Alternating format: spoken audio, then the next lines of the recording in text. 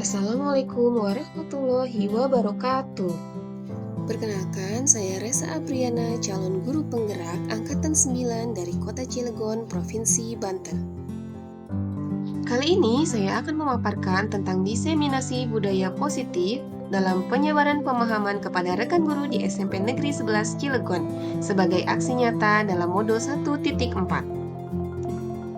Kegiatan diseminasi budaya positif ini saya lakukan dengan berkolaborasi bersama 4 rekan CGP Angkatan 9 lainnya dari SMP Negeri 11 Cilegon.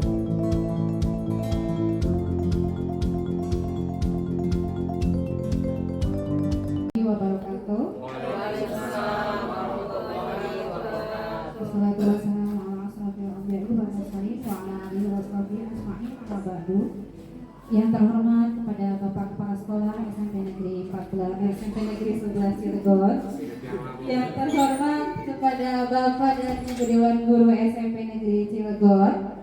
Pertama-tama marilah kita panjatkan puji syukur kehadirat Allah Subhanahu wa taala yang masih memberikan nikmat iman sehat sehingga kita masih dapat berkumpul pada hari ini dengan keadaan sehat walafiat.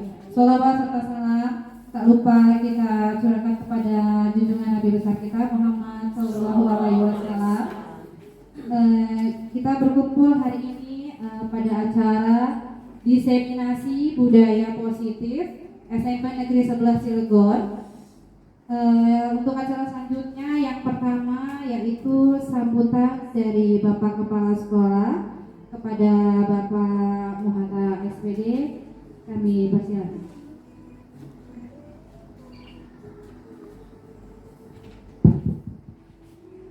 Bismillahirrahmanirrahim. Assalamualaikum warahmatullahi wabarakatuh. Alhamdulillahirabbil alamin. Wassalatu wassalamu ala asrofil anbiya'i wal mursalin wa ala alihi wa sahbihi ajma'in. Allahumma shalli ala sayyidina Muhammad wa ala ali sayyidina Muhammad. Rabbi shrah li sadri wa yassir li amri wa uqdatan bil lisani yafqahu qawli, amma ba'du. Yang saya hormati Bapak Ibu Wakil Kepala SMP Negeri 11 Cilegon, Bapak Ibu calon guru penggerak Angkatan 9 SMP Negeri 11 Cilegon, Bapak Ibu Dewan Guru dan keluarga besar SMP Negeri 11 Cilegon.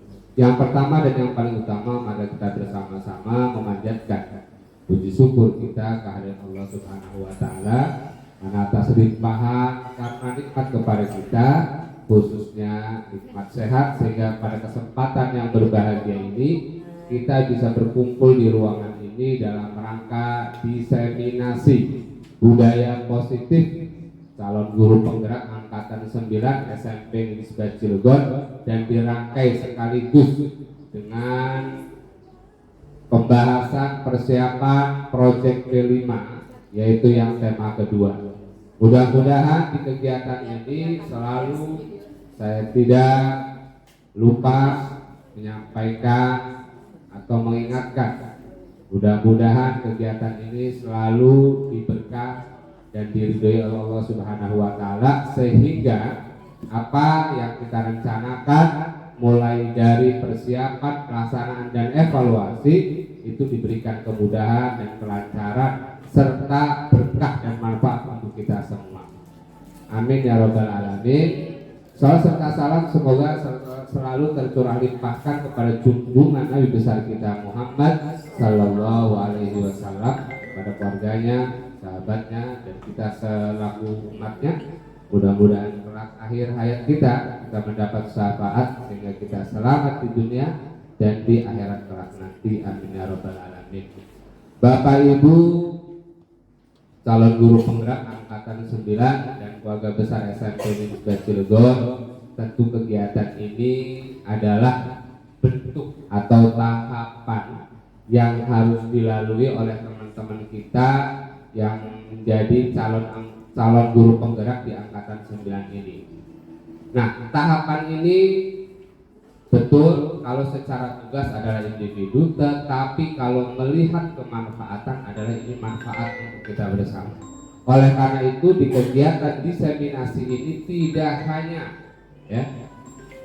hanya seremonial, tetapi memang benar-benar ini adalah kegiatan yang harus berdasarkan untuk hasil manfaat yang baik sesuai dengan diseminasi, yaitu budaya positif. Nah, tentu ini teman-teman calon guru penggerak akan menyampaikan budaya positif itu seperti apa. Nah, setelah disampaikan ya tentu harapan saya adalah nanti Bapak dan Ibu benar-benar serius ya.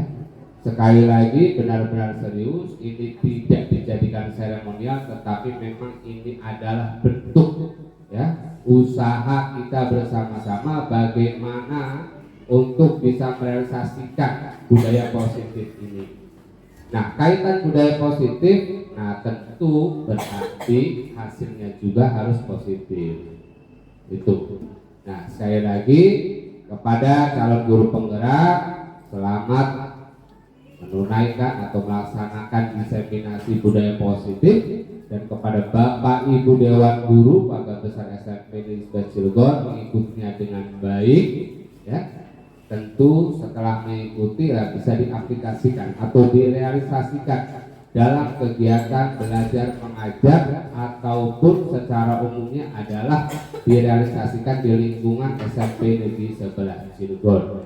Itu. Dan yang selanjutnya nanti Bapak dan Ibu setelah acara diseminasi ini nanti ada persiapan atau pembahasan persiapan untuk proyek V5 di tema yang kedua.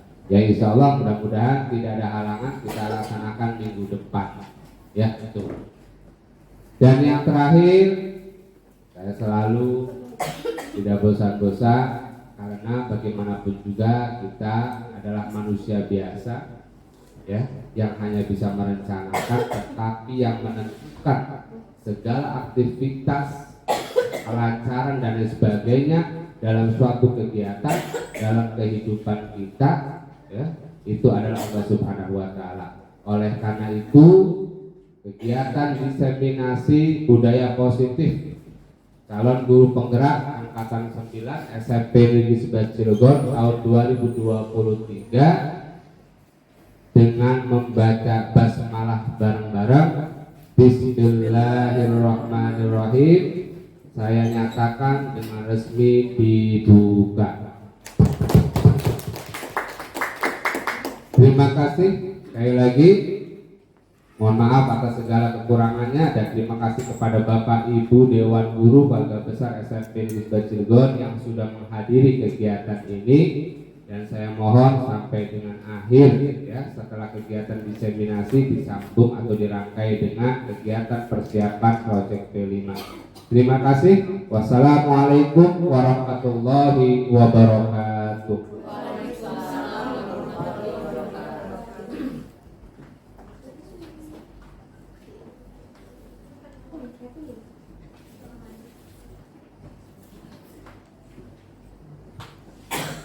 Terima kasih kepada Bapak Kepala Sekolah.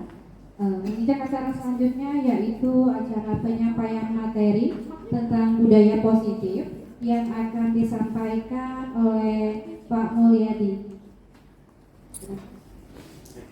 Baik, Assalamualaikum warahmatullahi wabarakatuh.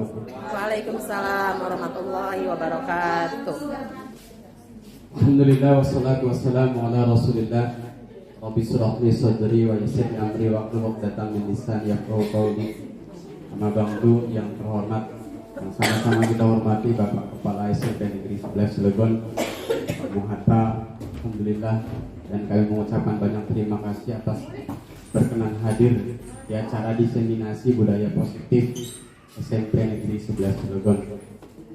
Bapak Ibu Dewan Guru yang saya hormati juga, terima kasih atas kesediaan waktu berkenan bersama-sama dalam acara diseminasi budaya positif di SMP Negeri 11 Cilegon.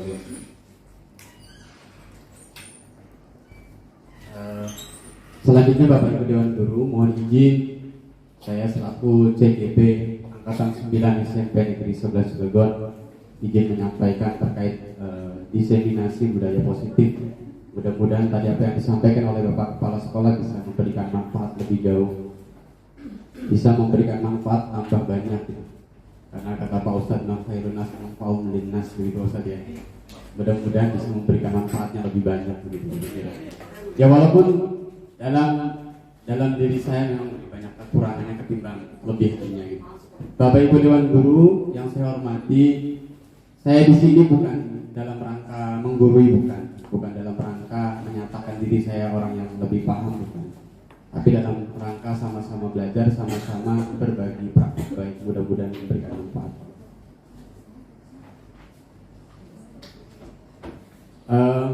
Sebelum lebih jauh, boleh ya kita sama-sama nonton film dulu sebentar.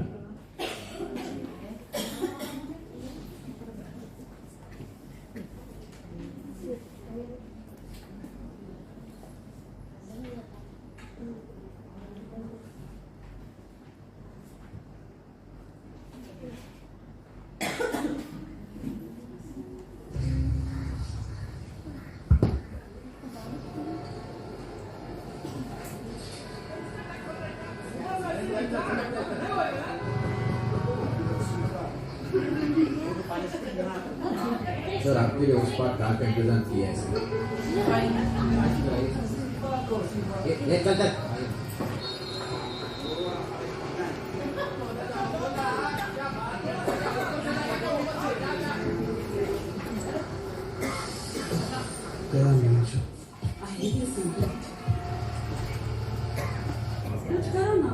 मेहमान जाके क्या उखाड़ूंगा?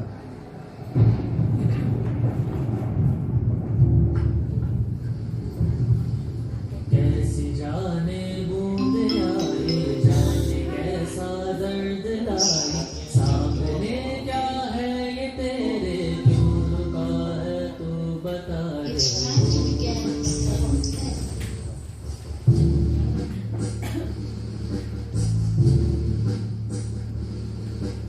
कौन तुझको पार लेगा, कौन होगा वो मसीहा, मुझसे तू ढूंढता है, वो ही है तू वही है।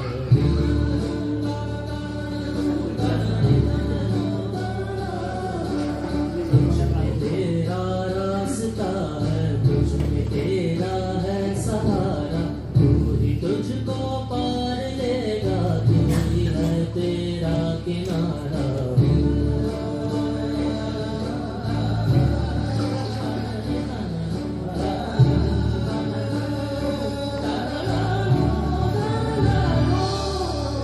तुझ में तेरा रास्ता है, तुझ में तेरा है सहारा, तू ही तुझको पार लेगा, तू ही है तेरा किनारा।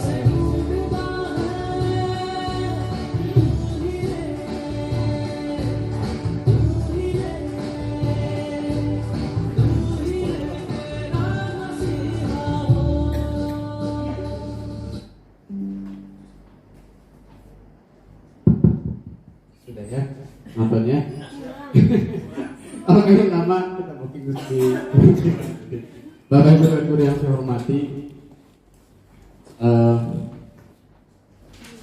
tadi kita sudah sama-sama nonton cuplikan apa ya?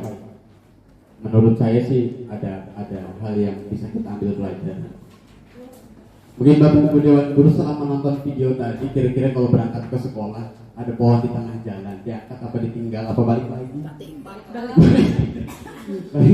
Bapak Ibu Dewan Guru, kita ambil pelajarannya begini. Kita kan sama-sama sadar, apalah diri kita gitu ya. Katanya serpihan rengginang begitu kira-kira. Pengaruhnya nggak seberapa, mungkin kita nggak ada pengaruhnya mungkin.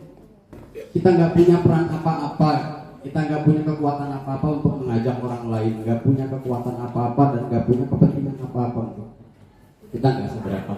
Artinya dengan video yang tadi, sadar betul anak kecil yang tadi itu nggak kuat angkat pohon yang besar, tapi dia itu tetap berusaha apa yang bisa dia usahakan, apa yang dia bisa perbuat kerjakan, walaupun kenyataannya belum tentu berhasil.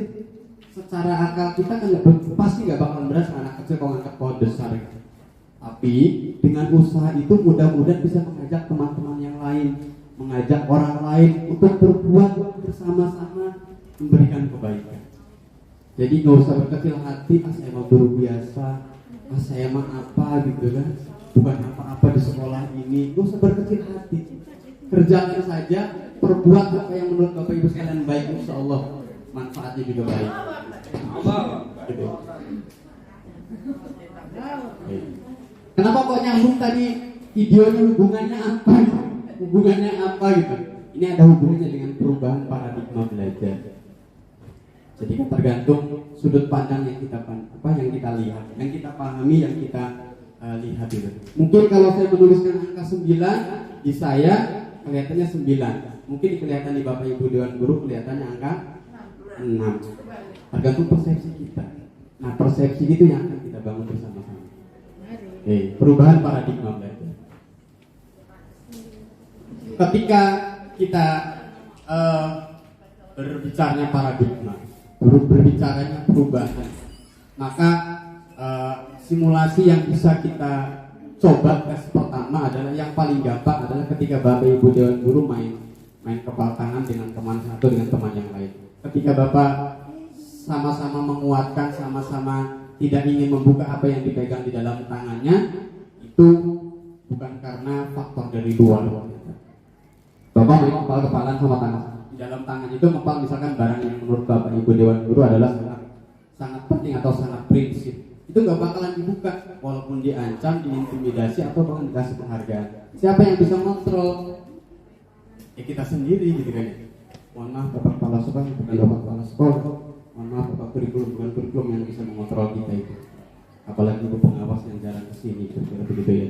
Ya kita sendiri masing-masing. Bapak Kepala Sekolah berkuar-kuar luar biasa semangatnya. Begitu benar kurikulum, kalau kita nggak bisa ya nggak bisa gitu. Kalau kita nggak mau ya nggak mau gitu. Oke. Nah, hari ini itu terkadang kita nih sebagai guru itu ada beberapa ilusi ya. Kira-kira kayaknya benar nih. Kira-kira kayaknya tindakan kita udah sesuai nih. Padahal belum tentu. Ilusi-ilusi itu yang sering kita anggap betul, tapi padahal mah belum tentu. Contoh, yang pertama ilusinya itu adalah kita sebagai guru itu kadang-kadang muncul tuh bahwa kita itu sepenuhnya bisa mengontrol murid. Betul tidak? Saya guru, murid-murid. Pokoknya murid harus nurut apa kata saya.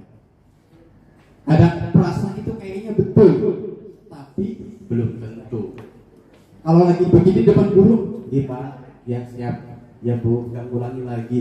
Lewat gurunya, alhamdulillah. Seperti kita kan, anak-anak sholat gitu. Alhamdulillah, kemudian kita kesini, kalau lagi di hadapan guru, oke, siap. Begitu lewat guru, menghilang, ya menghilang juga. Sama kayak Bapak Ibu Dewan Guru ngawas PTS, ngawas semester gitu kan, atau pengawasnya dilarang nyontek, dilarang ribut segala macam. Kalau lagi duduk pengawasnya, alhamdulillah bisa kita kontrol. Melengsingin pengawasnya, nyontek dan ribut. Begitu kira-kira. Jadi kita itu masih beranggapan bahwa guru itu bisa kontrol murid. Yang kedua, kita juga kadang-kadang mempunyai ilusi atau beranggapan bahwa semua penguatan positif efektif dan bermanfaat. Artinya begini, kita bisa mengontrol murid itu dengan bujukan, dengan rayuan positif. Jadi anak nanti ibu kasih nilai, ya nurut itu kan. Begitu udah nggak dikasih itu lagi, artinya nggak mengikutinya lagi. Jadi pada prinsipnya ya kontrolnya ada di diri murid sendiri.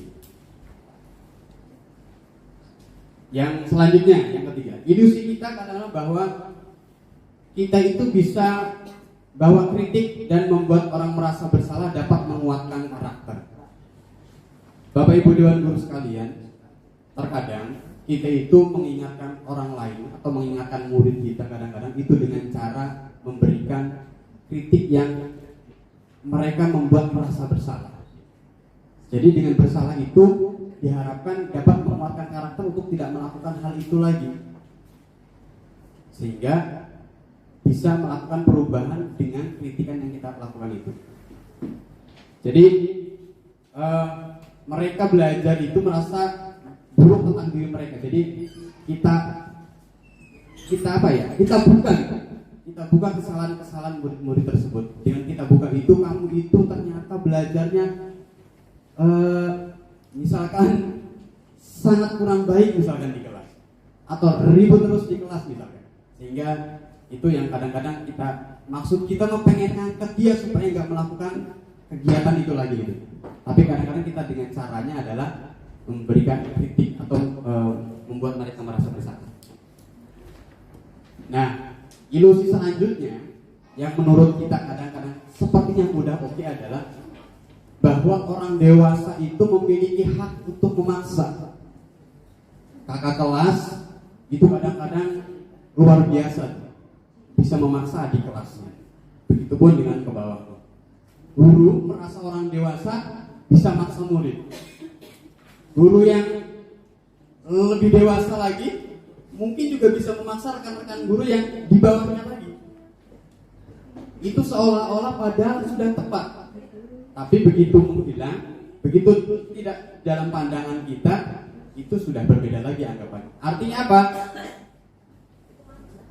Ilusi-ilusi yang tadi itu sifatnya hanya sementara. Mungkin saja anak itu, murid itu bisa menuruti keinginan kita, atau dia mau dikontrol sama kita. Tapi mari kita pahami bersama bahwa itu tuh sifatnya sementara. Kalau lagi ada gurunya, kalau lagi nggak ada gurunya, mohon maaf, melarikan diri. Nah, mudah-mudahan itu, jadi kita dibangun itu terkait dengan faktor luar yang kita bangun, supaya nanti yang di bagian faktor dalamnya bisa mengikuti.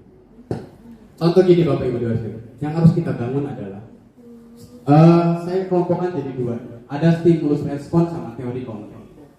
Stimulus respon itu artinya tindakan yang muncul terhadap perilaku orang lain. Ketika kondisinya adalah kita tahu realitas kebutuhan kita itu sama, maka kita akan coba mengontrol diri kita bahwa kebutuhan kita itu pasti berbeda. Jadi jangan maksa-maksa kita sama gitu, karena kita berbeda. Jadi Bapak Ibu Dewan Guru juga mari kita sama-sama nggak usah maksa anak untuk melakukan hal yang sama dengan kita. Jadi waktu zaman sekolah dulu kita nurut, tenang gitu di sekolahnya, nggak ribut. Perasaan Bapak mah dulu sekolahnya nggak begini gitu. Kenapa jadi kalian kok jadinya begini gitu? Nah, dunia kita berbeda ternyata.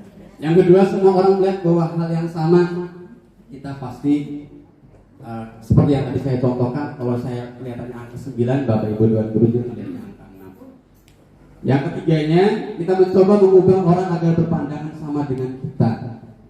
Jadi kita berubah lagi polanya supaya bisa kontrol. Kita berusaha memahami pandangan orang lain tentang dunia. Jadi bukan Bapak Ibu Dewan Guru kan sebelum ngajar biasanya ngajar ya, di samping gitu. Yang ngajar yang sedap. Oke. Bapak Ibu Dewan Guru sekalian, tujuan kita bercermin itu bukan dalam rangka mengoreksi kekurangan kita, tapi melihat dari sisi kelebihan kita. Oke. Bapak Ibu Dewan Guru yang saya hormati, sampai dengan terakhir model berpikir menang kalah. Jadi kita ketika menyampaikan pembelajaran bukan ukurannya siapa yang pintar dan siapa yang tidak pintar, siapa yang berprestasi dan siapa yang tidak berprestasi, tapi kita berprinsipnya semuanya berprestasi, tapi dengan bidang dan kompetensinya masing-masing. Nah, bagaimana seorang bisa merubah dari paradigma stimulus respon kepada pendekatan kontrol?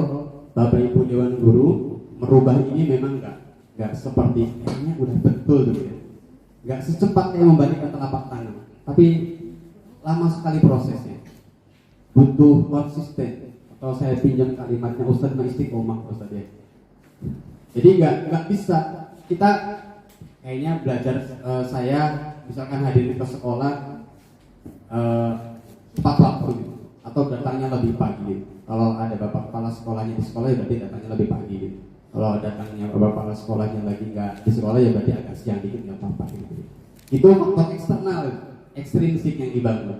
Tapi dengan paradigma ini mudah-mudahan mau ada kepala sekolah, mau ada yang ngawasin, mau ada yang monitoring, nggak masalah.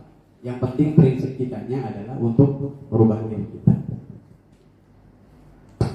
Bapak Ibu Dewan Guru sekalian, setelah kita paham bagaimana paradigma, bagaimana merubah paradigma belajar kita, nanti ada terkait dengan disiplin positif. Mudah-mudahan dengan paradigma itu muncul disiplin positif.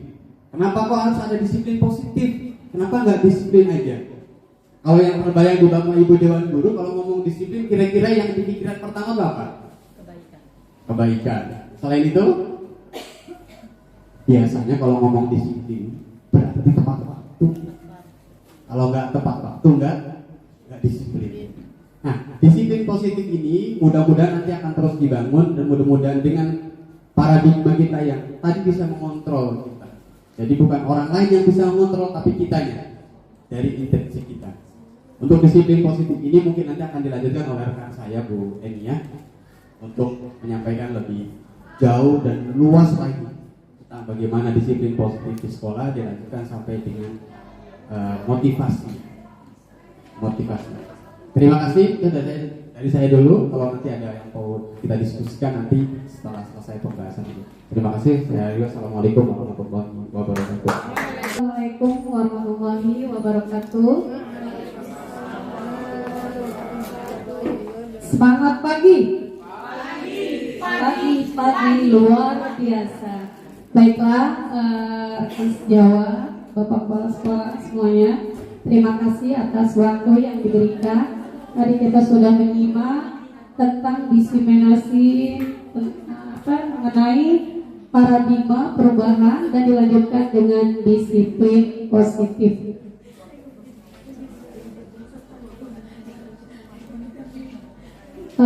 Baiklah, mungkin timbul pertanyaan apa sih yang dimaksud dengan disiplin? Ya silakan boleh dilihat di slide-nya. Ternyata disiplin ini berasal dari bahasa Latin, yaitu disiplina, yang artinya belajar. Walaupun tadi sempat menjawab apa sih arti disiplin itu, katanya tepat waktu, kata Pak Mulyadi, tepat waktu ya. Boleh juga ibaratnya menuruti aturan yang telah ditentukan. Misalkan di sekolah kita ada ketentuan tidak boleh datang terlambat, berarti waktu itu sama aja menuruti aturan.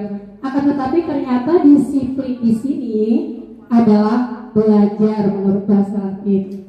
Makna asal dari kata ini berkonotasi disiplin dari diri yang ada pada murid-murid. Ini pendapat dari Socrates dan Plato. Ternyata disiplin ini bisa membuat orang menggali potensinya menuju sebuah tujuan, apa yang dia hargai. Ya. Kalau kita langsung aja, misalnya budaya kita, makna kata disiplin telah berubah menjadi sesuatu yang dilakukan seseorang pada orang lain untuk mendapat kepatuhan. Intinya misalnya kita punya murid ya, ketika dia lupa hari memakai seragam misalnya, seharusnya dia menggunakan seragam pramuka. Karena dia lupa waktu, dia memakai seragam muslim ya. Itu ketika temannya menegur, atau pasti yang paling utama itu bagian yang menyambut siswa di pagi hari itu, kok seragamnya beda. Itu kasusnya pas terjadi ketika di-share memperingati Hari Santri Nasional, anak-anak disuruh untuk memakai seragam muslim, dia tidak pakai seragam muslim.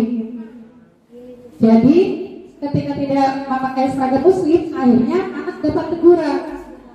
Kenapa kamu tidak memakai seragam muslim? Ternyata jawabannya dia tidak punya kuota. Tapi walaupun begitu, sama saja anak tersebut tidak mematuhi peraturan sekolah karena tidak menyimak apa yang di-share oleh wali kelasnya, yaitu adalah salah satu disiplin. Selanjutnya di sini, sebagai pendidik, tujuan kita adalah menciptakan anak-anak memiliki disiplin diri sehingga mereka bisa berperilaku dengan mengacu pada nilai-nilai kebaikan universal dan memiliki motivasi intrinsik, bukan motivasi itu timbul ada yang dari diri kita atau dari dalam dan dari luar. Seperti itu ya tujuannya. Kemudian dari disiplin tersebut ternyata mempunyai nilai-nilai kebajikan universal. Ya, dalam nilai-nilai kebajikan universal ini ternyata ada atau terdapat pada profil pelajar Pancasila. Mungkin Bapak dan Ibu guru juga sudah tahu apa saja profil pelajar Pancasila ini. Di sini terdapat 6 dimensi. Di antaranya beriman bertakwa kepada Tuhan Yang Maha Esa dan berakhlak mulia, mandiri, bernalar kritis, berkebinekaan global, bergotong royong, kreatif. Ini adalah nilai-nilai kebajikan universal. Ternyata dari nilai-nilai kebajikan ini, apa sih maksud dari nilai kebajikan tersebut? Kita bisa menyimak dari slide ini bahwa sifat-sifat positif manusia. Kalau nilai-nilai kebajikan itu adalah sifat-sifat positif manusia. Jadi segala sesuatu yang terkait dengan sifat-sifat kebajikannya atau mempunyai nilai dari setiap individu. Jadi nilai tersebut universal ya, dari bahasa, suku, bangsa, agama maupun latar belakang. Ya, selanjutnya di sini setelah disiplin positif diterapkan, baru motivasi perilaku manusia. Apa sih motivasi Bapak dan Ibu? Kalau motivasi artinya dorongan, betul. Ternyata dalam perilaku manusia itu ada dorongan. Apa sih dorongan? Dorongan di sini ternyata ada teori motivasi perilaku manusia. Pertama, untuk menghindari ketidaknyamanan atau hukuman, apa yang akan terjadi apabila saya tidak melakukannya. Itu motivasinya ya. Kemudian ini dalam motivasi eksternal atau yang timbul dari luar. Kemudian yang berikutnya teorinya adalah untuk mendapatkan imbalan dari orang lain, institusi. Apa yang akan saya dapatkan apabila saya melakukannya? Ini termasuk motivasi eksternal atau yang timbul dari luar. Dan terakhir, untuk menghargai diri sendiri. Artinya saya akan menjadi orang yang seperti apa bila saya melakukannya. Ini termasuk ke dalam motivasi internal, termasuk ke dalam tujuan disiplin positif. Kalau kita berbicara masalah positif itu berarti sesuatu yang baik. Oke, selanjutnya menurut KHD, kita sering kan mendengar apa sih KHD? Ternyata KHD itu kepanjangan dari Ki Hajar Dewantara. Ki Hajar Dewantara mempunyai pemikiran bahwa merdeka itu tidak hanya terlepas dari perintah, akan tetapi juga cakap memerintah diri sendiri. Ini adalah konsep dari Ki Hajar Dewantara. Pengertian tentang apa itu merdeka. Ya. Ya.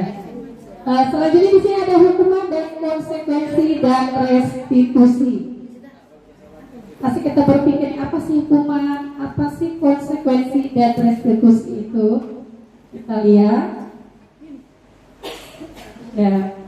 Di sini ada tabel yang menunjukkan tindakan guru. Ini tindakannya ya. Mencatat 100 kali di dalam buku kalimat saya tidak akan terlambat lagi. Ini termasuknya hukuman atau konsekuensi. Kemudian lari mengelilingi lapangan basket 2 kali karena terlambat hadir di sekolah. Murid diminta untuk push up 15 kali karena tidak menggunakan masker. Menggantikan kertas tugas teman yang telah dicoret-coret. Dari beberapa ini dan seterusnya ya, mana yang termasuk hukuman dan konsekuensi? Silakan Bapak Ibu untuk di urutan yang pertama mencatat 100 kali di dalam buku kalimat saya tidak akan terlambat lagi karena terlambat ke sekolah. Itu maksudnya hukuman atau konsekuensi. konsekuensi. Kemudian berikutnya lari mengelilingi lapangan basket 2 kali karena terlambat hadir di sekolah. Ya. Kemudian ada lagi murid diminta untuk push up 15 kali. Ya, sekarang kita lihat ya jawabannya ya. Oke. Pertama, hukuman konsekuensi. Ini untuk hukuman dan konsekuensi ada konsepnya. Yuk kita lihat konsepnya. Ini hukuman. Hukuman itu bersifat tidak terencana atau tiba-tiba. Anak atau murid tidak tahu apa yang akan terjadi dan tidak dilibatkan. Jadi hukuman ini sifatnya satu arah. Pihak guru yang memberikan, murid hanya menerima suatu hukuman tanpa melalui suatu kesepakatan. Ini biasanya kalau hukuman itu ada tidurnya menyakitkan ya, kalau tidak kita kalau dihukum. Selanjutnya, kalau konsekuensi itu sudah terencana. Jadi sudah ada kesepakatan. Misalnya jika kalian misalnya tidak datang tepat waktu, maka kalian termasuk dalam pelanggaran. Itu kan ada konsekuensi ya. Selanjutnya Pak, setelah kita melakukan apa tersebut, ada juga restitusi. Ternyata restitusi itu adalah menciptakan kondisi bagi murid untuk memperbaiki kesalahan mereka sehingga mereka bisa kembali pada kelompok mereka dengan karakter yang lebih kuat. Sering terjadi di sekolah kita ada murid yang ibaratnya melakukan bullying kepada temannya ya. Kita panggil dengan segitiga restitusi, misalnya melakukan tindakan-tindakan yang baik supaya terarah anak itu jadi lebih baik. Ini ciri-cirinya ada 2 ya. Pertama, bukan untuk menebus kesalahan, memperbaiki hubungan, tawaran, bukan pesan, restitusi untuk melihat ke dalam diri ini dan seterusnya. Ya, terima kasih. Itu saja yang dapat saya sampaikan. Selanjutnya akan disampaikan kebutuhan dasar oleh teman saya, yaitu Ibu Siti Rohmulyani.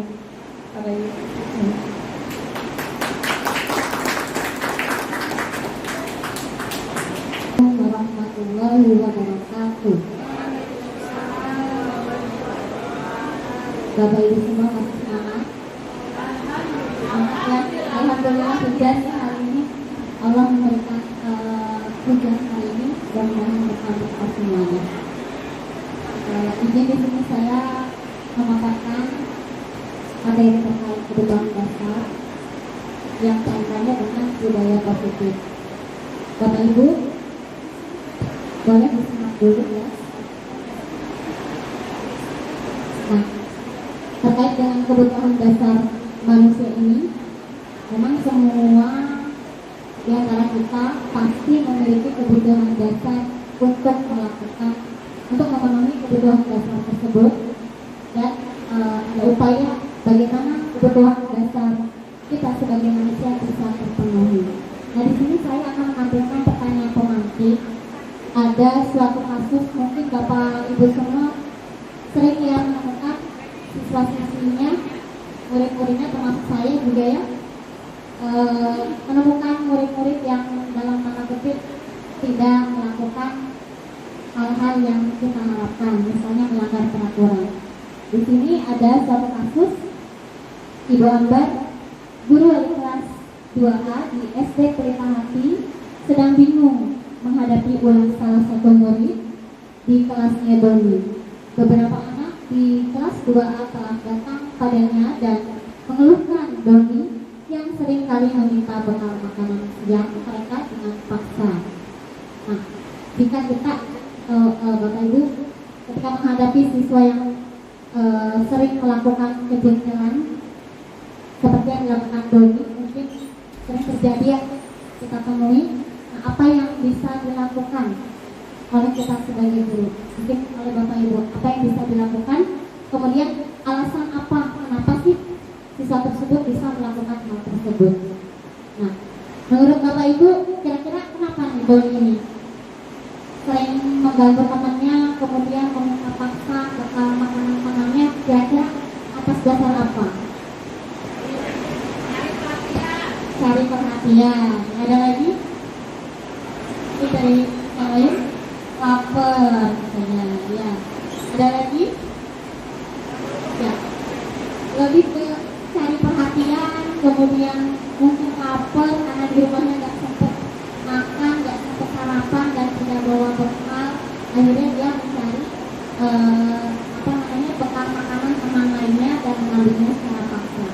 Nah, tentunya setiap tindakan yang dilakukan siswa kita yang menurut kita siswa A nakal, siswa B tidak nurut, ternyata itu ada alasannya yang dimana ada kebutuhan dasar yang tidak bisa mereka penuhi seperti itu. Ini menurut William Glasser menyatakan bahwa kebutuhan dasar manusia adalah segala sesuatu tindakan yang dilakukan untuk memperoleh apa yang kita inginkan. Jadi seluruh tindakan manusia apapun itu, baik murid, seluruh warga sekolah, mulai dari guru, tenaga pendidik, pegawai yang lainnya, setiap tindakan itu pasti memiliki tujuan tertentu, yaitu untuk memenuhi kebutuhan dasar kita. Kita sebagai pendidik, kebutuhan dasar kita apa? Tujuan kita apa? Dari dalam lubuk hati kita, tentunya kita ingin mencerdaskan murid-murid kita, Bapak Ibu, betul? Ya, setuju ya. Nah, menurut William Glasser ada 5 kebutuhan dasar manusia. Di antaranya adalah yang pertama, bertahan hidup. Sebagai manusia, tentunya kita memiliki kebutuhan dasar untuk bertahan hidup. Contoh kecilnya, misalnya ketika lapar, apa Bu? Makan, ya. Yang perlu kita penuhi adalah perut kita, ya, supaya kita tidak lapar. Nah, itu salah satu contoh kecilnya.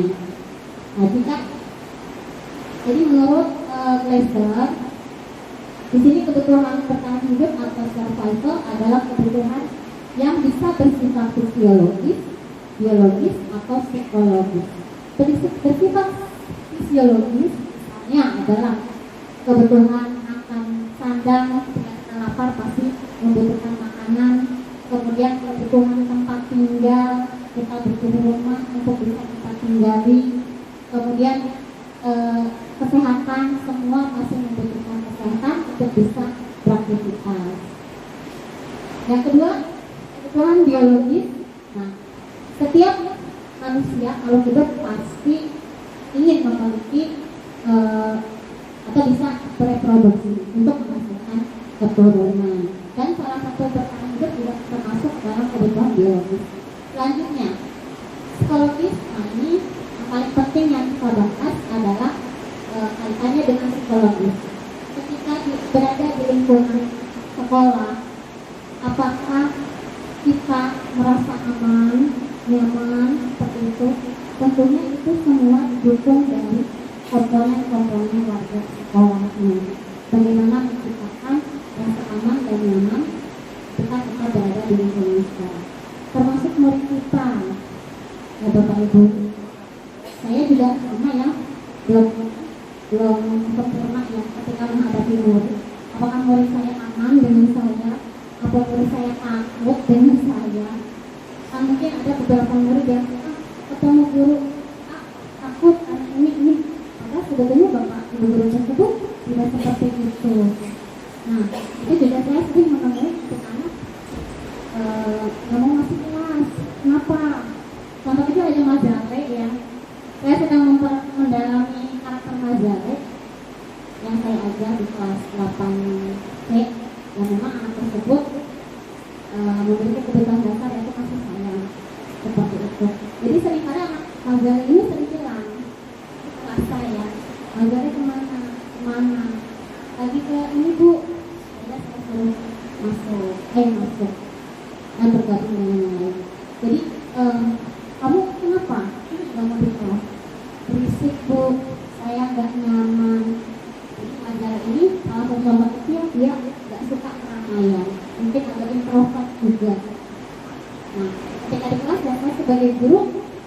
bagaimana menciptakan kelas itu supaya anak didik, dan mungkin tidak hanya Mazare, anak-anak lain juga kalau kelasnya terlalu ribut mungkin ada yang merasa tidak nyaman atau aman. Bagaimana kita sebagai pendidik menciptakan kelas kita itu aman dan nyaman dan di lingkungan sekolah kita. Lanjut. Yang kedua adalah kasih sayang dan rasa diterima. Nah, ini kebetulan yang dasar juga ya Bapak Ibu. Nah, setiap manusia, setiap insan ya pasti ingin merasa disayang atau diterima di lingkungannya, seperti itu. Sama seperti murid kita ya Bapak Ibu. Murid kita mungkin ketika menghadapi teman-temannya, lingkungan kelasnya atau gurunya, tentunya ingin ingin diterima, ingin disayang. Makanya terkadang kan ada murid-murid yang suka bertingkah unik ya, menjengkelkan mungkin bagi kita. Ternyata mereka memiliki latar belakang mungkin ingin disayang atau diterima. Contoh kecil, murid yang cuek saja ternyata membutuhkan kasih sayang serta rasa diterima. Misalnya di sini ada si A, ternyata potensinya itu ketika pelajaran A dia kurang, tapi di pelajaran B dia hebat. Nah, si A ini kita paksakan harus bisa pelajaran kita, ya. Jadi kita sebagai pendidik nggak bisa memaksakan anak untuk sesuai dengan keinginan kita. Sesuai, kamu harus atas KKM bla bla bla bla. Tidak seperti itu. Malah anak itu merasa saya tidak diterima karena potensi saya dulu itu nggak menerima saya bisa di. Kewajiban kita adalah mengarahkan, membimbing dan menuntun supaya ya mereka bisa mengembangkan potensinya. Dan kita sebagai guru ya saya juga sama. PKDK itu banyak sekali potensi anak yang bermacam-macam yang mungkin belum saya telaah lebih dalam. Yang pada intinya adalah murid ini apapun keunikannya kita harus terima dan legowo seperti itu. Yang ketiga adalah penguasaan. Nah, sebelum penguasaan nonton dulu ya Bapak Ibu.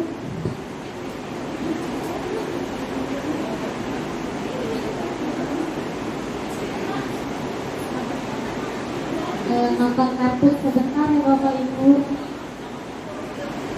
biar gak ngantuk.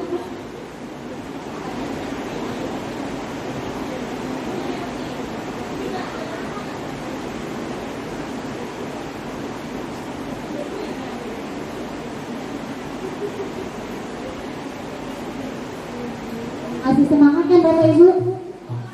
Tepuk tangannya dulu gimana SMP 11?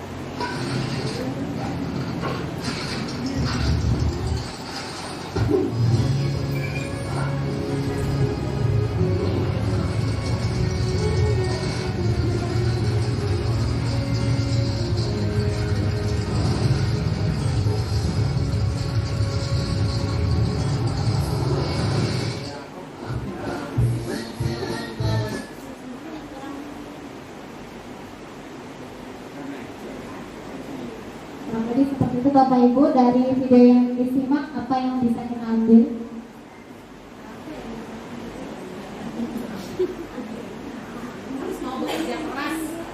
Harus ya pantang menyerah. Ya, kaitannya dengan kebutuhan dasar yang ketiga yaitu penguasaan dan kebutuhan atas kemampuan. Nah, setiap manusia itu memiliki kemampuan untuk menguasai dirinya, mengontrol dirinya untuk melakukan hal-hal yang baik dan positif. Nah, terkait dengan siswa, nah ini setiap siswa kan unik ya Bapak Ibu. Ketika di kelas kita menghadapi siswa yang beraneka ragam, ada yang diam saja, ada yang aktif, ada yang hiperaktif, ada yang dan sebagainya. Nah, ketika kita menghadapi, pernah nggak Bapak Ibu menghadapi anak yang benar-benar hiperaktif? Pernah ya? Aduh ini anak susah banget diatur, gitu ya. Nah, terkait penguasaan diri, anak memiliki penguasaan diri untuk bisa melakukan hal-hal yang mereka inginkan, yang tentunya kadang di luar kontrol diri, dan akhirnya melakukan hal-hal yang tidak diharapkan. Nah, dengan penguasaan diri, anak ketika tidak mampu memenuhi kebutuhan penguasaan dirinya, dia akan bersifat arogan, bersifat terhadap teman-temannya itu mengatur dan sebagainya, mendominasi. Karena mungkin mereka merasa hebat, merasa apa, jadi akhirnya timbullah penguasaan diri dalam dirinya. Dan penguasaan diri ini kalau tidak diarahkan ke yang lebih baik, tentunya akan menjadi hal yang negatif. Dan sebagai guru atau pendidik, kita memiliki peranan untuk bagaimana mengontrol siswa agar bisa menguasai dirinya untuk mencapai hal-hal yang diharapkan yang positif seperti itu. Selanjutnya adalah kebebasan. Nah, kebutuhan kebebasan ini terkait dengan kemandirian, otonomi, kemudian kemampuan memilih sesuatu. Nah, setiap anak memiliki kebebasan. Ya, jadi jangan dikatakan kamu harus jadi A, jadi B, jadi C. Ya, setiap anak memiliki potensinya masing-masing, di mana kita memiliki peran untuk menuntun mereka agar mereka bisa mengembangkan potensinya sesuai dengan kodratnya. Ada yang suka lari-lari, ada yang suka olahraga, ada yang suka seni, atau suka sains, matematika.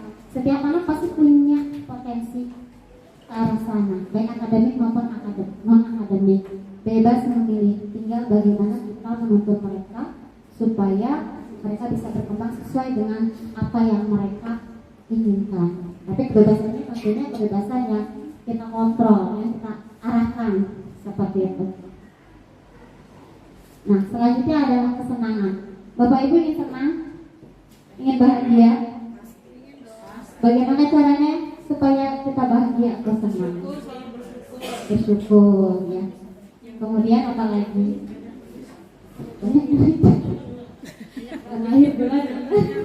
Tenang. Insya Allah ya. Kemudian kita semua diberikan rezeki yang banyak, ya, kesehatan, agar selalu senang dan bahagia seperti itu. Nah, untuk terkait kesenangan ini, setiap insan memang harus senang ya Bapak Ibu. Kita harus bahagia. Kalau kita tidak senang atau bahagia, ya kita tidak bisa melakukan hal-hal yang kita sukai. Nah, anak juga sama.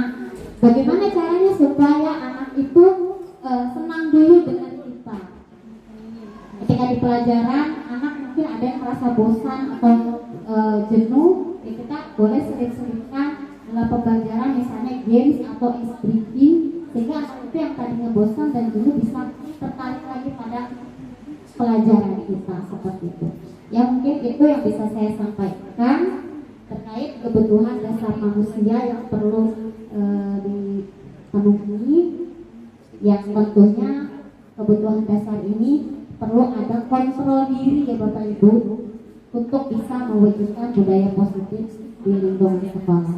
Baik, Itu saja materi yang saya sampaikan. Mohon maaf apabila ada kekurangan, karena saya di sini masih sama-sama belajar Bapak Ibu ya. Selanjutnya untuk materi selanjutnya akan disampaikan tentang posisi kontrol restitusi oleh Ibu Resa. Kepada Ibu Resa dipersilakan. Assalamualaikum warahmatullahi wabarakatuh. SMP 11. Salut. Yes.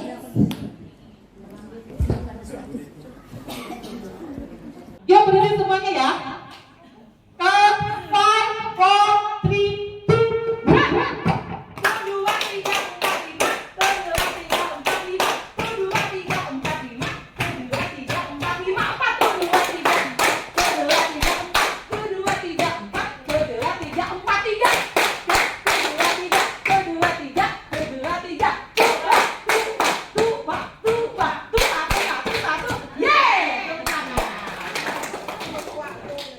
Assalamualaikum warahmatullahi wabarakatuh. Masih semangat Bapak Ibu semuanya? Alhamdulillah. Ada 125 orang di ruangan ini ya. Yang ikut hari ini. Jadi semuanya tampak semangat sekali. Dari tadi sudah banyak sekali materi yang disampaikan oleh rekan-rekan sesama CGP. Bapak Ibu perlu diketahui bahwa modul 1.4 ini memang modul yang paling banyak materinya, tapi menurut saya paling bermanfaat selama mengikuti satu modul ini.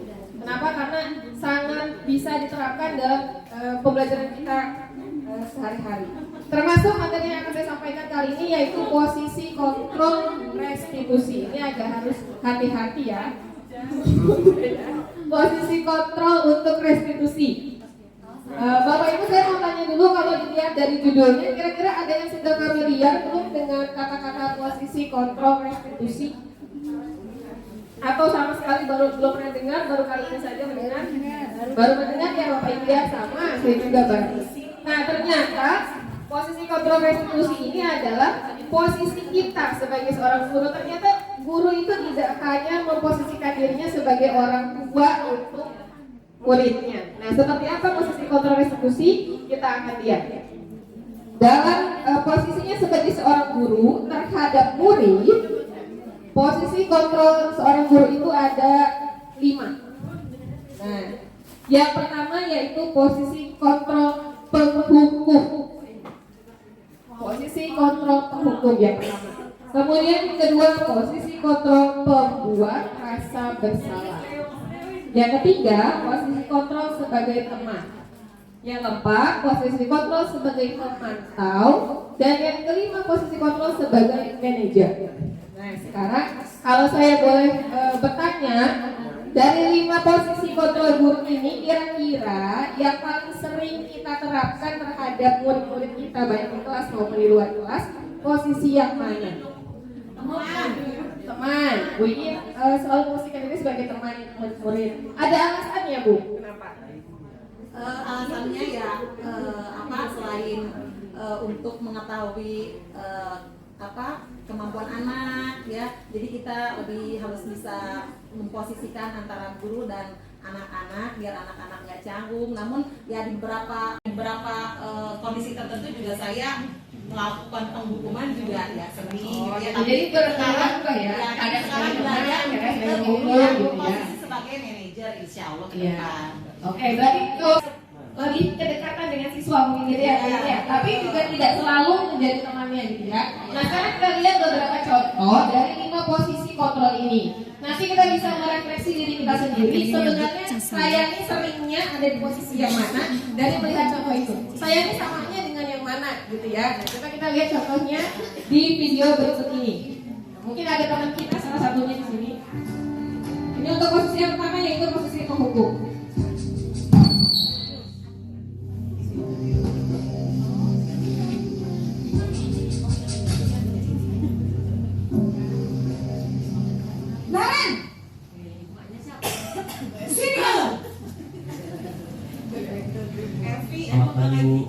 Selalu terlambat. Tolong perhatikan kata-katanya Bu. Ini posisi gurunya sebagai penghukum. Lihat kata-katanya. Alasan kamu apa lagi? Kapan sih kamu tidak terlambat? Malah Dan lihat raut mukanya Bu. Kalau yang dari penghukum raut mukanya seperti apa? Sudah berapa kali terlambat? Sana, kamu keliling lapangan basket 2 kali. Kenapa saya harus keliling lapangan basket, Bu? Kenapa? Kamu melawan ibu. Berani-beraninya jawab. Sudah terlambat, masih berani jawab pula. Sekarang keliling lapangan basket 5 kali sekalian. Biar kapok. Cepat. Pergi sana ke lapangan basket. Kira-kira bagaimana raut muka ibu gurunya? Sangat ya. Kira-kira kalau jadi murid senang nggak dengan guru yang seperti itu? Enggak ya, kayaknya justru malah menjadi jarak antara guru muridnya, tapi langsung keliling lapangan 2 kali dan seterusnya. Kira-kira Bapak Ibu guru maukah ada di posisi sebagai penghukum? Tidak ada. Kayaknya agak kurang. Ya, SMP 11 enggak ada kayaknya. Oh, alhamdulillah. Ya, tidak ada yang posisinya penghukum. Ya. Kalau itu kita lanjut ke posisi yang kedua, masih ingat Bu tadi apa Bu sama penghukum? Bantuan merasa bersalah. Sekarang kita lihat lagi video pembuat merasa bersalah seperti apa raut muka dan kata-kata yang diucapkan oleh gurunya.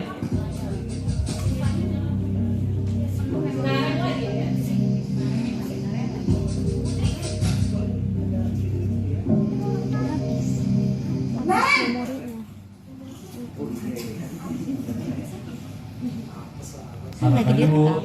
Naren. Kalau punya itu jadi Kamu senang kenapa terlambat lagi, Nak? Ya Tuhan, Naren. Kamu senang ya bikin ibu susah ya? Kalau kamu terlambat lagi, nanti ibu yang ditegur bapak kepala sekolah, Nak. Disangka ibu tidak bisa membina kamu. Duh, gimana ini? Maaf, Bu. Ibu Gusti Naren. Kamu suka ya kalau ibu ditegur bapak kepala sekolah? Terus, sekarang ibu harus tulis apa yang di buku absen? Ini kamu sudah sering terlambat loh. Ibu harus apa coba? Maaf, Bu. Maaf sekali. Ya sudah, lain kali jangan bikin ibu susah lagi ya Nak ya.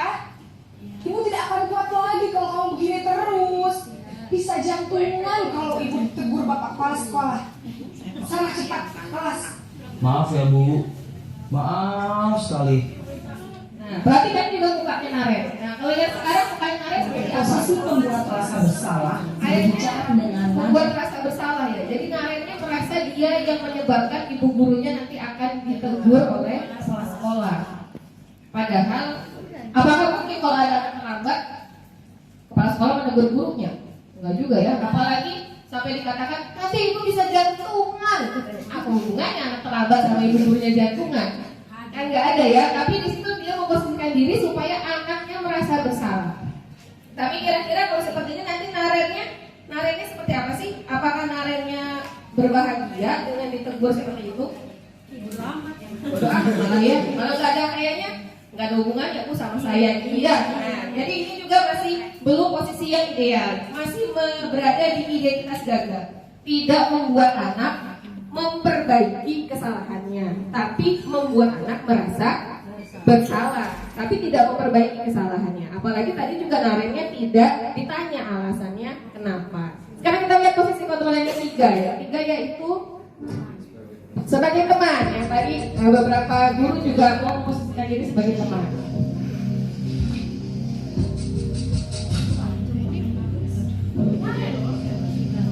Naren!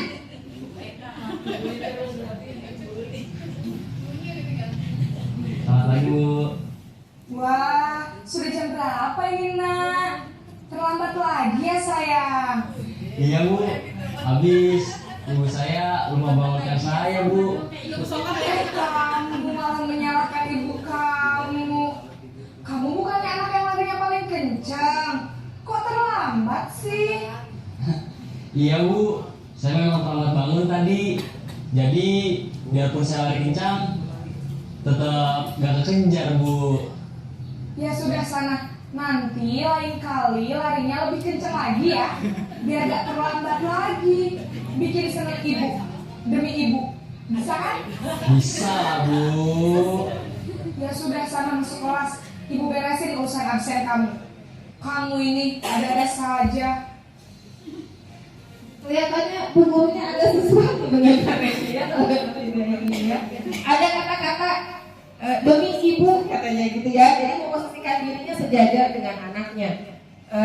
Di sini sudah mulai mencari penyebabnya. Ibu gurunya sudah mulai bertanya kepada Naren, kenapa kok kamu terlambat? Oh, ibu saya telat bangunin katanya gitu. Sudah mulai menggali kesalahan anak supaya anak bisa menyadari apa yang menjadi kesalahannya. Sudah menggali alasannya. Tapi kalau misalnya dalam posisi seperti ini, kira-kira nanti kalau seperti ini terus, anak-anaknya akan bagaimana?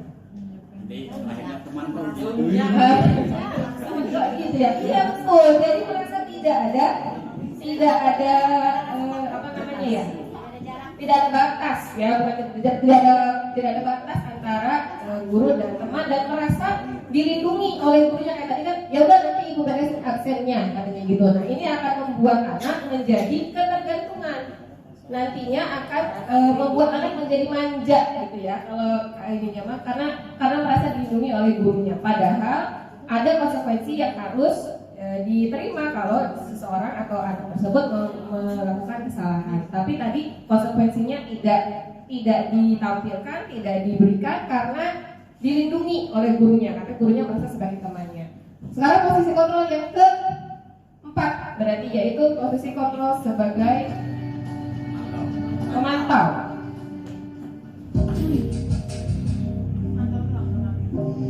Naren.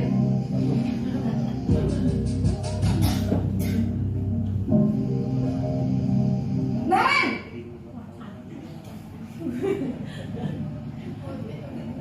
Selamat pagi Bu. Naren, apa peraturan sekolah kita tentang jam berapa kita harus masuk sekolah, nak? Kita harus di sekolah jam 7 Bu. Iya betul, sekarang sudah jam 7.20. Naren sudah tahu konsekuensinya jika terlambat hadir. Paham Bu. Saya harus tinggal kelas pas jam istirahat selama 20 menit. Iya benar, konsekuensinya demikian. Jadi nanti jam 9.30 pas istirahat, kamu harus tinggal di kelas, kerjakan tugas tambahan untuk ketertinggalan kamu, ya? Baik Bu. Nah, kalau yang kali ini ibu gurunya sudah lebih bisa mengatasi masalah ya. Ciri-cirinya di posisi pemantau adalah melihat pada peraturan yang berlaku dan catatan atau data-data. Jadi nanti dikembalikan anaknya ketika sudah terlambat, kamu tahu nggak udah terlambat berapa kali? Biasanya kita sodorin tuh yang catatan keterlambatan. Tapi konsekuensi itu diberikan atas peraturan yang ada di sekolah. Kira-kira kalau kita dalam posisi pemantau kemudian bertemu dengan Naren tadi, apa yang akan terjadi pas jam istirahat? Pas jam istirahat apa yang terjadi?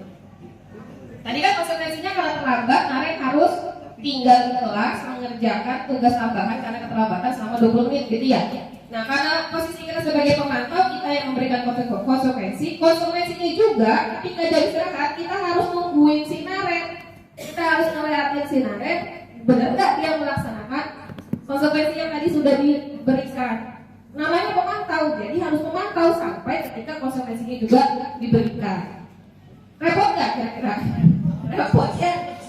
Jadi pemantau nanti kita harus selalu mengawasi satu orang anak, dan anak itu jadinya bukan dari dalam dirinya sendiri, tapi karena dipantau atau dilihat sama gurunya, diawasi gitu ya. Jadi motivasinya masih motivasi dari luar, ekspresi. Dan satu lagi yaitu posisi kontrol manajer.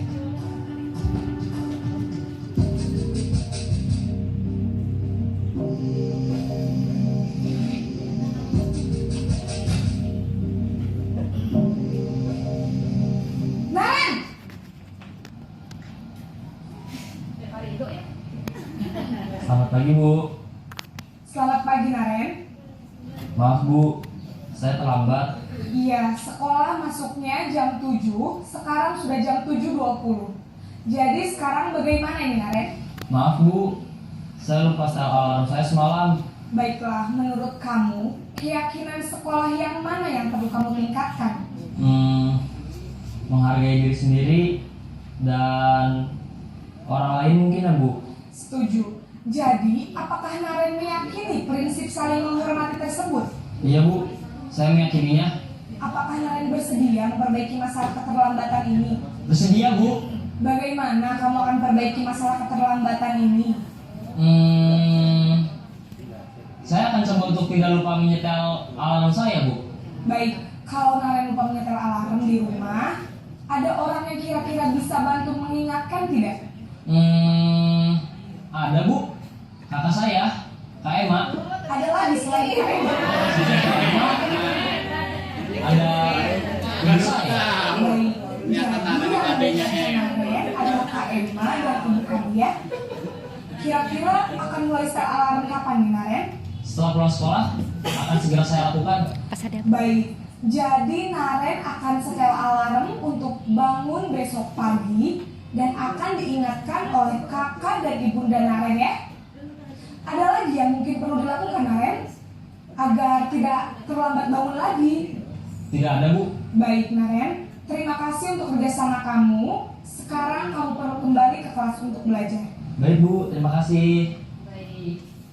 Apa bedanya dengan posisi pemantau Bapak Ibu? Posisi sebagai manajer dengan posisi sebagai pemantau ada bedanya tidak? Ada ya. Ya kalau pemantau tadi berfokus pada data dan kemudian harus kita awasi untuk langsung melakukan konsekuensinya. Nah, tapi ketika dia posisinya sebagai manajer, solusinya, fokusnya pada solusinya dikeluarkan oleh anaknya sendiri, disepakati oleh anaknya sendiri dan diyakini oleh anaknya sendiri, sehingga gurunya nggak perlu datang ke rumahnya Naren untuk melihat apakah dia menyetel alarm atau tidak. Tidak perlu mengingatkan, membangunkan Naren besok paginya karena dia sudah tahu solusinya. Oh, saya harus ngomong sama kakak saya, sama Emma atau sama ibunya. Nah, jadi kita nggak perlu lagi memantau, nggak perlu lagi mengawasi gitu ya, apakah dia berubah atau tidak, karena solusinya itu langsung keluar dari dirinya Naren sendiri. Nah, kesimpulannya dari 5 posisi kontrol ini kita bagi menjadi 3 fase, di mana ada identitas gagal, maksudnya adalah posisi kita yang tidak membuat anak memperbaiki kesalahannya, yaitu di posisi penghukum dan posisi pembuat rasa bersalah. Kata-katanya biasanya kalau penghukum itu menghardik, menunjuk-nunjuk, menyakiti, menyindir, kata-katanya keras, mukanya galak, matanya melotot gitu ya. Nah ini nanti akan menghasilkan anak yang memberontak justru dan menyalahkan orang lain. Dampaknya dia akan tetap mengulangi kesalahan yang sama, padahal maksud kita menegur adalah supaya tidak diulangi kembali kesalahannya. Di pembuat rasa bersalah juga sama, walaupun tidak pakai mata melotot, walaupun tidak pakai suara yang kencang, suaranya halus, suaranya membuat orang merasa kasihan, tapi masih tidak akan bisa membuat anak memperbaiki kesalahannya, karena justru membuat anak menjadi merasa bersalah. Di identitas yang sukses ini juga ada 2 bagian. Bisa sukses karena kontrol dari luar, tapi yang paling utama adalah ketika berhasil atau sukses dengan kontrol dari dirinya sendiri. Ketika kita menjadi teman atau menjadi pemantau, anak akan berubah, akan memperbaiki kesalahannya karena ada motivasi dari luar, yaitu dari gurunya. Tapi ketika kita menjadi manajer, kita gali apa yang menjadi kesalahan dia dan bagaimana cara memperbaikinya dari muridnya sendiri, maka muridnya akan bertanggung jawab untuk melakukan apa yang sudah menjadi tadi solusi dari kesalahan yang dia perbuat, sehingga dia tidak akan mengulangi perbuatannya lagi. Begitu. Apakah ada yang mau ditanyakan Bapak Ibu? Cukup jelas ya? Berarti saya akan bertanya sama Bapak Ibu ya. Kira-kira kalau pernyataannya, kata-katanya, saya kecewa sekali dengan kamu. Nah, kira-kira ada di posisi mana tuh?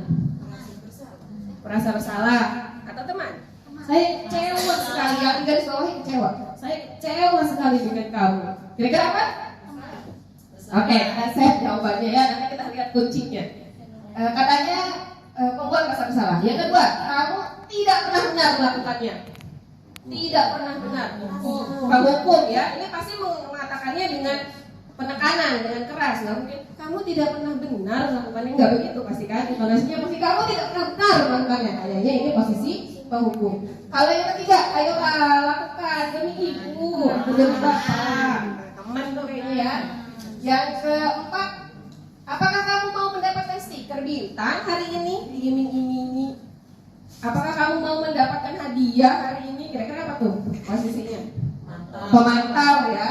Ada konsekuensi, ada penghargaan. Kalau yang kelima, bagaimana kamu bisa menyelesaikan masalah ini? Bagaimana kamu bisa manajer? Karena dia bertanya supaya anaknya merefleksikan diri. Kalau yang terakhir, kamu selalu paling terakhir. Sama dengan hukum. Nggak lihat perasaan saya. Sekarang kita lihat, apakah jawabannya benar? Nah, ternyata benar ya. Yang pertama pembuat merasa bersalah, yang kedua menghukum, yang ketiga teman, yang keempat memantau, yang kelima manajer, dan yang kelima penghukum lagi. Kamu selalu saja yang terakhir gitu ya. Nah, mudah-mudahan dari penjelasan 5 posisi kontrol guru ini, Bapak Ibu kita bisa menempatkan diri menjadi guru yang berada pada posisinya. Tidak berarti posisi manajer, tidak berarti posisi penghukum itu tidak boleh. Tapi penghukum itu juga mungkin akan bisa suatu saat kita ada di posisi itu dengan kondisi seperti apa gitu ya. Yang penting sudah 5 posisi ini bisa dipahami dengan baik dan kita yang menentukan kontrolnya dari diri kita sendiri, kita mau jadi guru yang seperti apa. Seperti itu, terima kasih Bapak Ibu Guru atas waktunya penjelasan saya tentang 5 posisi kontrol. Selanjutnya akan dilanjutkan oleh rekan saya Ibu Iyu Siti Rohimah. Kurang lebihnya saya mohon maaf. Wassalamualaikum warahmatullahi wabarakatuh. Assalamualaikum warahmatullahi wabarakatuh. Waalaikumsalam warahmatullahi wabarakatuh. Terima kasih saya ucapkan kepada Bapak Kepala SMP Negeri 11 Cilegon beserta Bapak Ibu Dewan Guru SMP Negeri 11 Cilegon yang telah berkenan hadir di acara diseminasi budaya positif. Tadi rekan-rekan saya sudah menyampaikan beberapa materi. Kebetulan saya sekarang ditugaskan untuk menyampaikan materi keyakinan kelas dan segitiga restitusi. Keyakinan sekolah atau keyakinan kelas. Apakah ada yang sudah tahu? Pasti di sini Bapak Ibu sudah paham ya. Apa itu keyakinan kelas? Sudah membuat Bapak Ibu wali kelas keyakinan kelas bersama murid-muridnya? Sudah, alhamdulillah ya. Keyakinan kelas adalah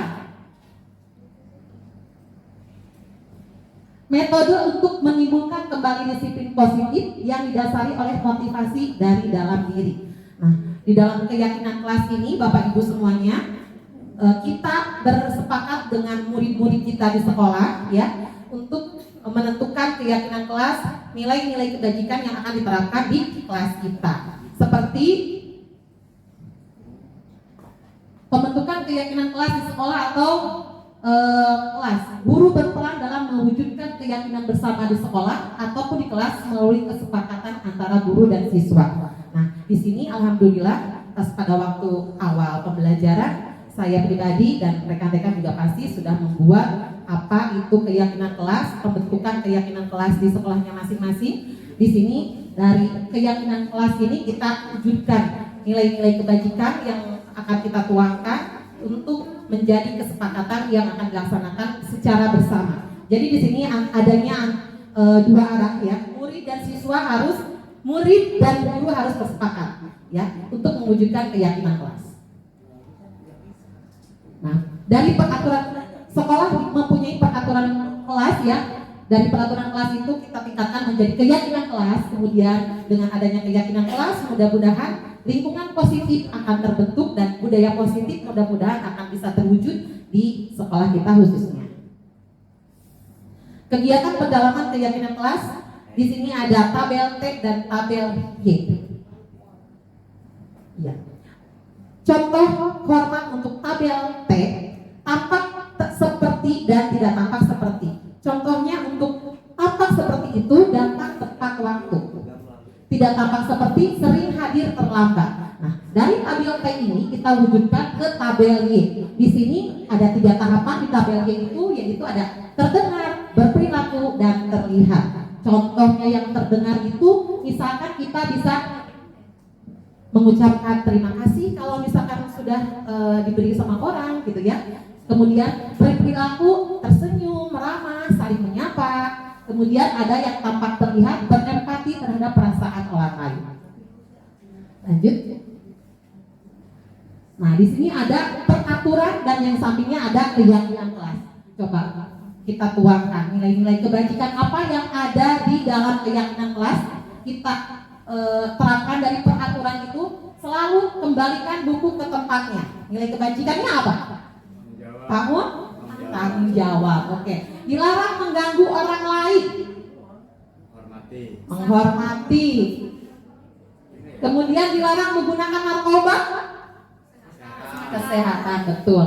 Jangan berlari di kelas atau koridor. Ketertiban ya. Yuk kita buka jawabannya apa Pak Mo? Nah, selalu kembalikan buku ke tempatnya itu rasa tanggung jawab. Kemudian dilarang mengganggu orang lain, menghormati orang lain dan seterusnya. Jangan berlari di kelas atau koridor, keselamatan dan keamanan. Ya, dari nilai-nilai itu mudah-mudahan keyakinan kelas bisa terwujud dengan baik. Nah, ini saya sudah mengimplementasikan di kelas kemarin, anak-anak sudah membuat keyakinan kelas. Kita sudah bersepakat untuk membuat keyakinan kelas ini dan mudah-mudahan bisa diimplementasikan dengan baik. Anak-anak bisa lebih tertib dan bisa lebih disiplin. Oke, lanjut kamu. Ya, berikutnya ini restitusi. Restitusi adalah sebuah cara menanamkan disiplin positif pada murid. Ya, restitusi membantu murid menjadi lebih memiliki tujuan, disiplin positif dan memulihkan dirinya setelah berbuat salah. Oke, lanjut. Nah, dari segitiga restitusi ini terbagi menjadi ke dalam 3 tahapan. Di antaranya ada menstabilkan identitas, kemudian validasi tindakan yang salah, dan menanyakan keyakinan. Lanjut ke video Pak Mo. Ya, kita lihat dulu video berikut ini. Samping. Oke.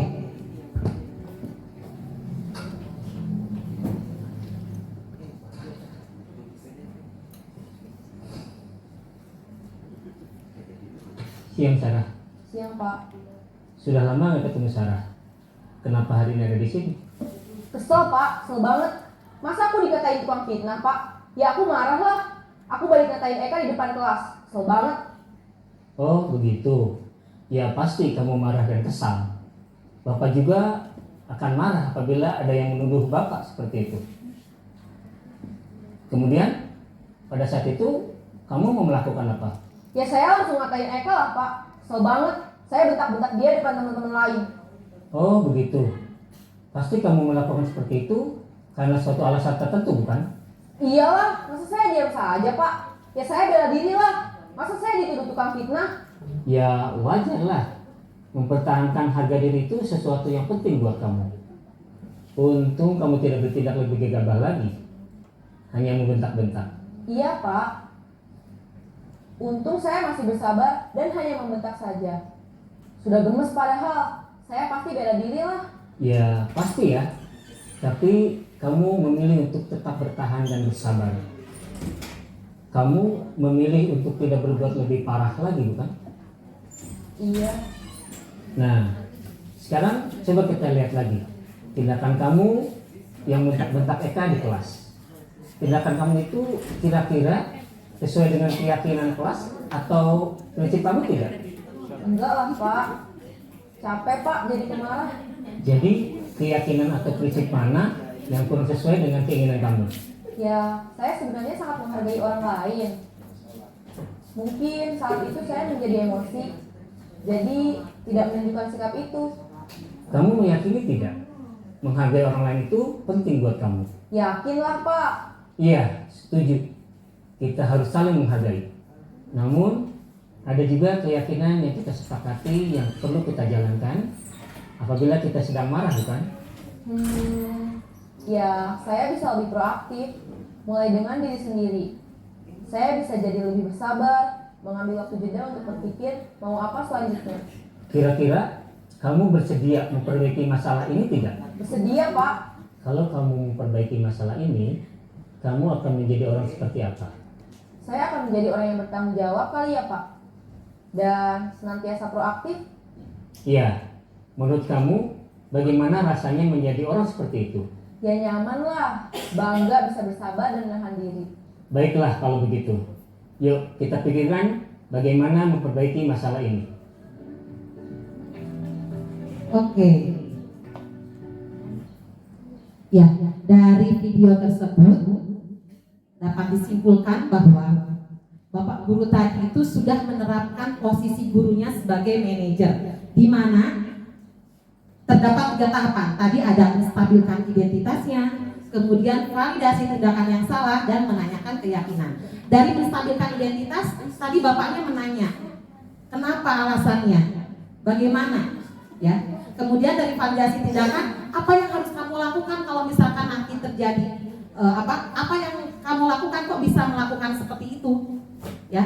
Kemudian untuk menanyakan keyakinannya, yaitu anak-anak ditanya, murid ditanya, apakah tadi sesuai dengan keyakinan kelas yang sudah kita sepakati. Jadi mudah-mudahan dengan adanya video tersebut, khususnya untuk saya, mudah-mudahan saya bisa menerapkan di SMP 11 ini posisi saya sebagai guru yang menjadi posisi kontrol sebagai manajer, bukan sebagai penghukum lagi gitu ya. Kalau ada permasalahan, anak ditanya terlebih dahulu, ditanya dulu kondisinya seperti apa, kemudian nanti untuk validasi tindakannya ditanya kembali, apa yang kamu lakukan, kok bisa melakukannya seperti itu, kemudian untuk meyakinkan dirinya ke depan nanti kalau ada sesuatu, hal apa yang harus kamu lakukan, solusinya nanti anak yang mengemukakan solusinya seperti apa kita keluarkan bersama. Mungkin itu aja, mudah-mudahan apa yang saya sampaikan bisa bermanfaat. Mohon maaf apabila ada kekurangan, selebihnya saya kembalikan kepada MC. Wassalamualaikum warahmatullahi wabarakatuh.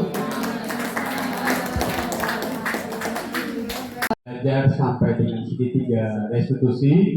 Mudah-mudahan apa yang tadi disampaikan bisa kita upayakan untuk berusaha terus bisa mengimplementasikan secara konsisten bagaimana kita berpandangan baik, menerapkan disiplin positif, serta mengontrol diri kita dalam rangka membimbing anak-anak kita supaya terus bisa mengoptimalkan kompetensi yang dimiliki masing-masing dan bisa menerapkan keyakinan kelas dalam penanganan siswa baik itu dengan menggunakan segitiga restitusi.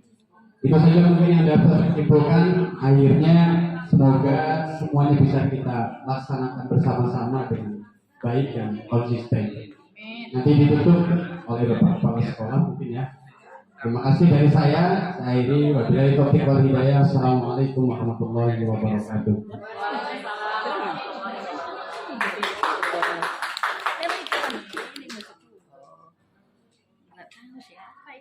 Baik, untuk sambutan terakhir dipersilakan untuk Bapak Kepala Sekolah untuk menutup acara kegiatan hari ini.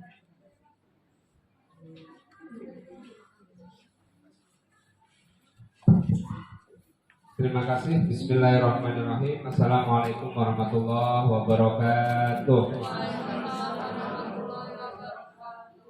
Mohon izin Bapak dan Ibu, untuk kedua kalinya kita sudah bersama-sama menyaksikan apa yang disampaikan oleh teman-teman kita, yaitu calon guru penggerak angkatan 9 dari SMP Negeri Cilegon tahun 2023. Ada beberapa budaya positif yang memang setelah kita dengarkan itu ternyata tidak jauh dari apa yang kita alami setiap hari. Mulai dari diri kita menjadi guru, bahkan sebelum kita menjadi guru pun budaya positif apa yang sudah kita dengarkan, kita lihat bersama, mungkin cuplikan video dan sebagainya, itu adalah realita yang kita hadapi dalam kehidupan ini. Wabil khusus untuk kita Keluarga Besar SMP Negeri Cilegon sebagai pendidik begitu. Ya, mudah-mudahan apa yang sudah kita lihat, kita dengarkan bersama-sama itu menjadi sesuatu yang memang harus diperjuangkan. Kenapa? Karena ya walaupun kita diisi sebanyak mungkin ya pengetahuan kita, tetapi kalau tidak ada perniatan dari diri kita untuk bisa merealisasikan mulai sejak dini ya oleh kita, tentu itu tidak akan ada hasil.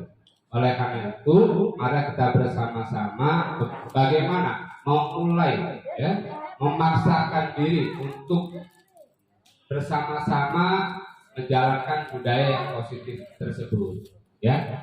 Nah, Bapak dan Ibu, memang ini kalau melihat ini baru ya, mendengar baru, tetapi sebenarnya sudah direalisasikan, bahkan sudah ada dalam aturan tata tertib dan lain sebagainya.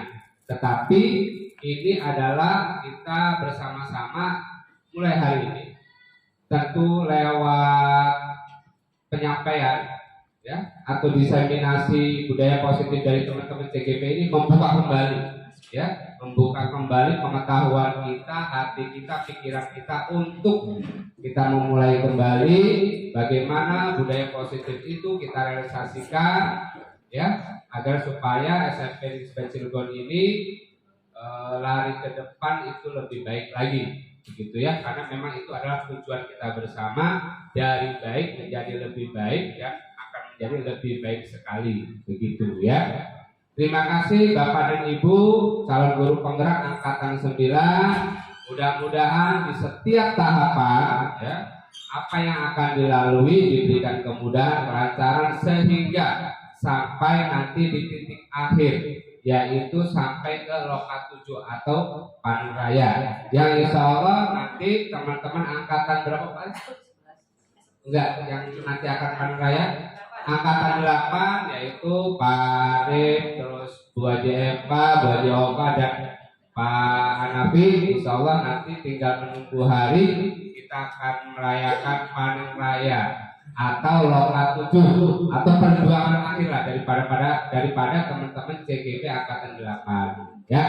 Nah, begitu juga yang kemarin sudah diberikan surat tugas untuk bisa mengikuti ya atau bersama-sama berkompetisi dalam rangka mendaftarkan diri sebagai pengajar praktik ataupun calon guru penggerak di angkatan 11. Tinggal 2 hari lagi Bapak dan Ibu ya. Jadi mohon tinggal 2 hari lagi. Mungkin kemarin ada beberapa teman yang sudah laporan ke saya bahwa Pak tidak memenuhi syarat atau belum memenuhi syarat karena memang masa kerja dan lain sebagainya. Bapak dan Ibu, kalau berbicara ini beban, betul. Tetapi kalau kita menganggap bahwa ini adalah amanah, suatu perjuangan, ya, walaupun memang ini berat, tetapi memang ini kita harus hadapi, bukan kita hindari, karena di dalam perjuangan itu pasti akan ada hasil, ya, yang akan dirasakan oleh kita sendiri dan mudah-mudahan bermanfaat untuk orang lain, ya.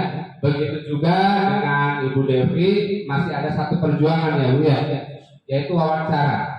Mudah-mudahan Bapak dan Ibu bisa membantu bareng-bareng bagaimana untuk memuluskan ya Bu Devi ini walaupun sendiri di angkatan 10 ya, tetapi mudah-mudahan tidak menjadi beban ya walaupun sendiri. Oleh karena itu teman-teman semua memberikan dukungan, motivasinya untuk bisa lolos sampai dengan nanti di proses mengikuti kegiatan calon guru penggerak. Itu sekali lagi Bapak dan Ibu, terima kasih atas kehadirannya. Nanti setelah acara tutup dirangkai dengan penyampaian persiapan proyek P5 di tema yang kedua. Terima kasih. Mudah-mudahan selalu mendapat berkah dari Allah Subhanahu wa taala. Jadi kita buka dengan baca basmalah, maka kita akhiri dengan bersama-sama membaca hamdalah. Alhamdulillahirabbil alamin. Terima kasih, mohon maaf atas segala kekurangannya. Terima kasih kepada Bapak Ibu calon guru penggerak angkatan 11 ya, dan terima kasih kepada keluarga besar SMP Negeri Cilegon yang masih antusias sampai dengan jam segini masih bersama-sama berkumpul dalam rangka berjuang bagaimana untuk memajukan pendidikan di SMP Negeri Cilegon. Wassalamualaikum warahmatullahi wabarakatuh.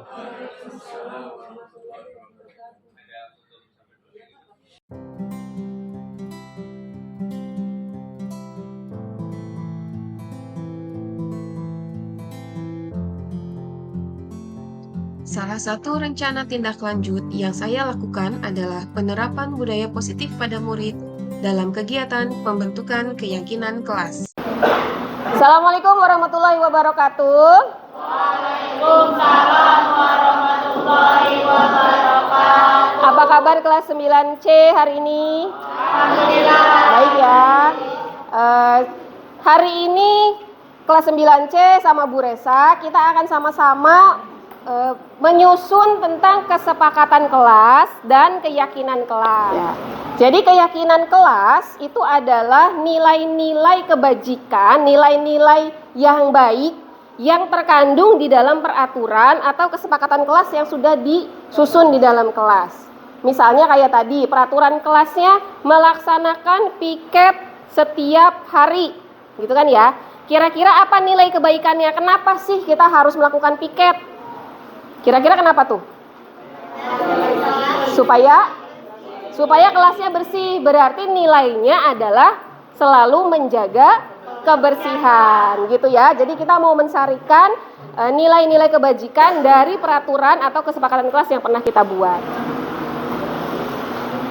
Ya sudah, silahkan ditempelkan di papan tulis di kolom kesepakatan kelas 9C.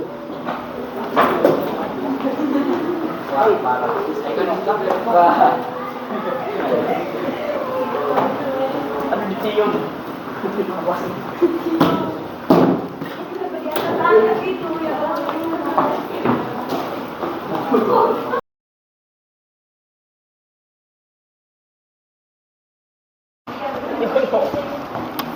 Satu, dua, tiga, empat, lima, enam, tujuh, delapan. Apakah ada yang bernilai negatif?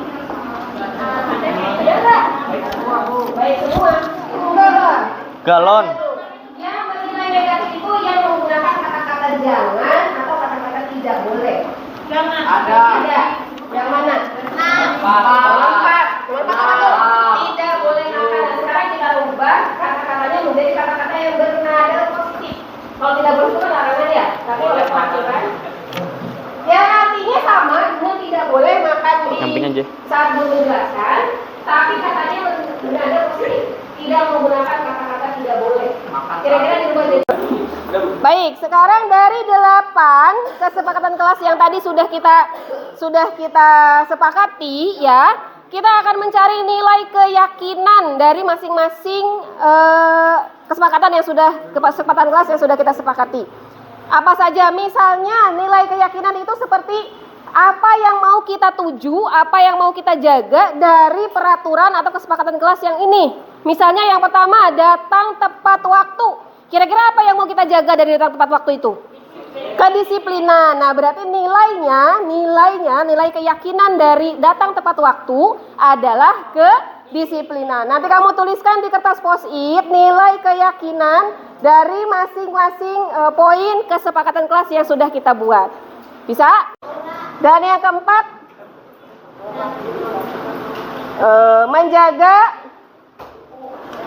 menjaga kebersihan kali ya. Disiplin dengan cara menjaga kebersihan. Nih, tuh. Kebersihan. Nah, cukup kali 4 ya. Semua sudah terakomodir. Semua murid, guru juga enggak? Ya. Dan guru harus menjaga kebersihan. Oke, ini saja cukup. Diingat-ingat nanti kalau ada yang lagi belajar terus bercandaan kayak Andika sama Gerald tuh, kan bercandaan ya. Berarti melanggar yang mana? Siapa nggak?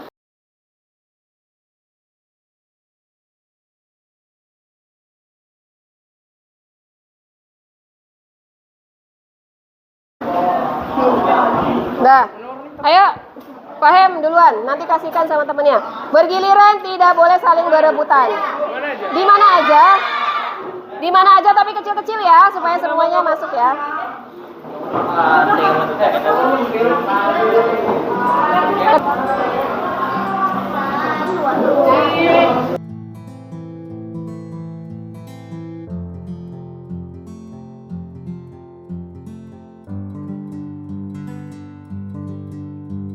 Demikian aksi nyata saya pada modul 1.4. Terima kasih. Salam Guru Penggerak. Wassalamualaikum warahmatullahi wabarakatuh.